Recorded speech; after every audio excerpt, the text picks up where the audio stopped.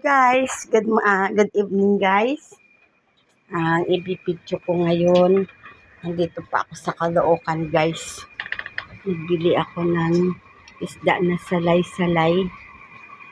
Pinaksiw ko guys. Nilagyan ko ng ampalaya, luya, sibuyas, sili. Yan guys, yung aking paksiw na isda. Nandito pa ako sa Caloocan, di pa ako nakauwi.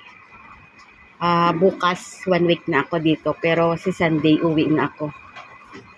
Kasi nakapagpahinga na rin ako guys. So ayan yung aking nilotong paksiw guys. Mura lang dito isda, 110 ang kalahati yan guys. So sariwa pa naman diba?